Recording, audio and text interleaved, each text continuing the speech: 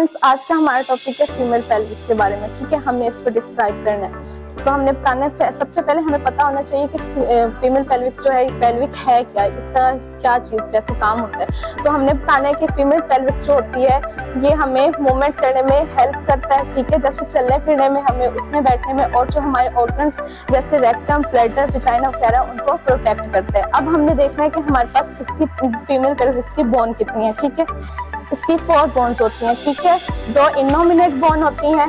ठीक है, एक सैक्रम जो 5 वर्टेब्रा फ्यूज वर्टेब्रा से मिलकर बनती है, और एक हमारे पास होती है कॉक्सिक बोन जो 4 फ्यूज वर्टेब्रा से मिलकर बनती है। ठीक है, अब हमने बताना है कि इनोमिनेट बोन्स जो होती हैं फर्दर कितनी होती हैं। तो हमने बताया इनोमिनेट बोन जो है वो इलियम, एक इलियम बोन पर होती है, और हमने बताया इस्चियम और प्यूबिक बोन। ठीक है, तो अब हमने देखना कि जो इलियम बोन है फर्दर इसकी कितनी मजीद बोन है, कितने इसके जॉइंट वगैरह। तो हमने स्पाइन इसके पढ़ने हैं। तो जो हमारे पास इलियम बोन है, ये इसके अंदर जो अंदर की तरफ धंसा हुआ हिस्सा होता है ये होता है इलियम फोसा। ठीक है, ऊपर वाला जो हिस्सा होता है ये है इलियक क्रस्ट, और इसके हमने स्पाइन्स बताने हैं। हमारे पास इलियम के 4 स्पाइन होते हैं। ठीक है, जो पहला स्पाइन होता है वो सामने की तरफ जो हमें नजर आ रहा है ये होता है इंटीरियर सुपीरियर इलियक स्पाइन। ठीक है, नीचे वाला जो होता है उसको हम कहते हैं इंटीरियर इंफीरियर इलियक स्पाइन। ठीक है, फिर हमने पीछे से देखना होता है, इसको हम कहते हैं पोस्टीरियर सुपीरियर इलियक स्पाइन, और ये वाला जो होता है पोस्टीरियर इंफीरियर इलियक स्पाइन। ठीक है, ये तो हमारी हो गई इलियम। अब हमने देखना है कि इस्चियम बोन के अंदर कौन कौन सी बोन्स आती हैं और कौन सा इसमें स्पाइन आता है। ठीक है, तो ये इस्चियम बोन है। ठीक है, ये ऑब्चुरेटर फोरामेन। ठीक है, तो हमने ये देखना है कि ये स्टिल स्पाइन है और ये स्टिल ट्यूब्रोस्टी है। ठीक है, तो और ये होता है एस्टिबुलम।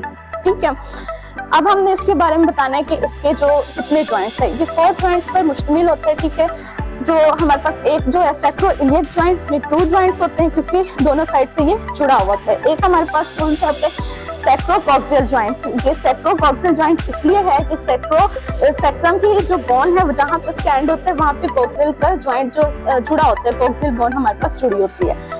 फिर हमने देखना है कि हमारे पास जो लास्ट वाला 4th जॉइंट होता है वो ये होता है कि जो सिम्फाइसिस प्यूबिस होता है। ठीक है, 2 हिप बोन्स जो होती हैं प्यूबिक बोन उसके साथ जुड़ी हुई होती हैं। ठीक है, तो अब हमने इसके बारे में बताना है कि इसके जो लिगामेंट्स हैं हमने वो बताने हैं। ठीक है, तो हमने देखना है कि ये हमारे पास जो है सैक्रोइलियक लिगामेंट, फिर प्यूबिक सिम्फाइसिस प्यूबिक लिगामेंट, और उसके बाद हमने ये देखना है कि सैक्रोकॉक्सियल लिगामेंट। ठीक है, सैक्रल स्पाइनस लिगामेंट और सैक्रल ट्यूब्रोसिस लिगामेंट। अब हमने इसके बारे में बताना है कि इसके लैंडमार्क्स कौन कौन से होते हैं। ठीक है, होता है वो उसको हम कहते हैं सैक्रोपल्मोनरी लिगामेंट लैंडमार्क्स। उसके बाद हमने इसका बताना है कि ये जो सैक्रल आला, जिसे हम क्या कहते हैं विंग्स ऑफ आला भी बोलते हैं। ठीक है, उसके बाद यहाँ पे हमारे पास होता है सैक्रोइलियक जॉइंट। ठीक है, ये फिर हमारे पास सैक्रोइलियक पेक्टोरल लाइन होती है, इलियक पेक्टोरल लाइन। फिर हमारे पास आता है यहाँ पे इलियोपेक्टोरल इमिनेंस। ठीक है, फिर हमने यहाँ पे बताना होता है कि ये हमारे पास प्यूबिक क्रस्ट है और ये upper border of symphysis pubic है। ठीक है, अब हमने जो देखना है कि हमारे पास पेल्विक्स जो है एनाटॉमिकली कितने पार्ट्स पर डिवाइडेड है, वो 2 पार्ट पर डिवाइडेड है। ठीक है, ये जो ऊपर वाला पार्ट होता है ये फॉल्स पेल्विक होता है, नीचे वाला ट्रू पेल्विक्स होता है। जो ट्रू पेल्विक्स होती है ये बोनी स्ट्रक्चर होता है इसमें, और इसके में होता है कि बेबी ने पास आउट करना होता है ड्यूरिंग डिलीवरी। ठीक है, अब हमने इसके डायमीटर्स देखने हैं। पेल्विक के कितने डायमीटर होते हैं, इंटीरियर, पोस्टीरियर, ओब्लीक और ट्रांसवर्स। तो जो हमारे पास इंटीरियर, पोस्टीरियर, ओब्लीक और ट्रांसवर्स डायमीटर मजीद हमने बताना है कि किस तरह से उसको एक्सप्लेन करना है। ठीक है, तो जो हमारे पास ये वाला जो होता है ये हमारे पास होता है इनलेट होता है। तो इनलेट पेल्विक्स ये कैविटी, और ये होता है पार्ट होता है आउटलेट होता है। अब हमने बताना है कि हमारे पास इनलेट में जो डायमीटर है किस तरह से बनते हैं। जो हमारे पास इंटीरियर पोस्टीरियर डायमीटर होता है वो अपर बॉर्डर सिम्फाइसिस से प्यूबिस से लेकर सैक्रोपल्मोनरी तक बनता है। ठीक है, ये 11 सेंटीमीटर का होता है जो डायमीटर होता है। फिर हमने बताना है कि ट्रांसवर्स किस तरह से होता है। ये इलियोपेक्टोरियल लाइन से होता है, ये वाइडेस्ट पार्ट होता है, ये 13 सेंटीमीटर होता है। ठीक है, उसके बाद हमने देखना है कि हमारे पास ओब्लीक डायमीटर किस तरह से बनता है। ये क्यूबिक क्रस्ट से लेकर जो हमारा जॉइंट बनता है सैक्रोइलियक जॉइंट, यहाँ तक होता है ये 12 सेंटीमीटर होता है। तो जो हमारे पास कैविटी होती है, ठीक है, उसके हम ये क्योंकि राउंड शेप होती है, इस वजह से हमें इसके जो डायमीटर्स हैं वो सबके सेम ही मेजर किया जाता है, ठीक है। 12 centimetre interior posterior, 12 centimetre oblique और 12 सेंटीमीटर ट्रांसवर्स, ठीक है। अब हमने देखना है इनलेट आउटलेट जो है ना पार्ट, तो हमने आउटलेट का बताना है कि कहाँ से कहाँ स्टार्ट होता है, ठीक है।